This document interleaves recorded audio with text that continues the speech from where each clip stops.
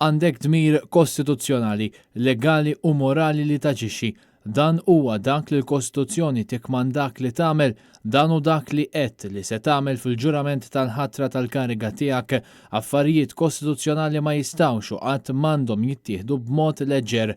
Stqarrija diretta ta' Kevin Aquilina, il-kap tad-Dipartiment tal-Midja, Komunikazzjoni u Teknoloġija fl-Università ta' Malta, fil-konfront tan-nuqqas ta' azzjoni mill-President ta' Malta, George Vella.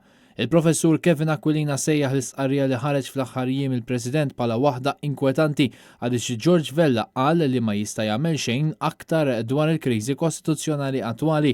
Kevin Aquilina fakkar fil-kliem tal-ġurament meta ħatar President u staqsa kif qiegħed jippreserva, jipproteġi u jiddefendi l-Kostituzzjoni ta' Malta fil-kriżi kostituzzjonali attwali meta ma ħallebda azzjoni.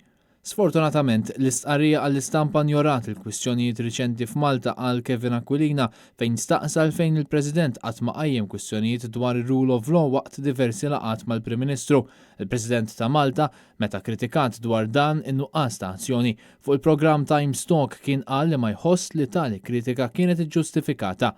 Kevin Aquilina allura staqsa jekk il-President, il-Gwardjan tal-Kostituzzjoni, jidher li ma jkunx konxju tal-firxa tal-problemi tas-salta ta' dritt f'Malta, kif nistgħu nistennew li jwettaq id-dmirijiet kostituzzjonali tiegħu meta għalih il-kritika li tallega li d-demokrazija ta' Malta kienet taħt theddida kienu inġusti.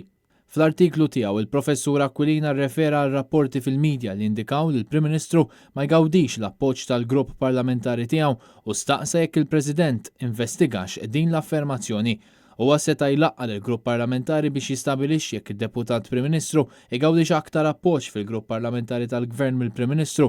Fakkar kif skont il-Kostituzzjoni, il-President jista' jaħtar u jneħħi Prim Ministru mill-kariga u m'għandux bżonn il-pariri tal-Prim Ministru jew tal-Kabinett biex jagħmel dan.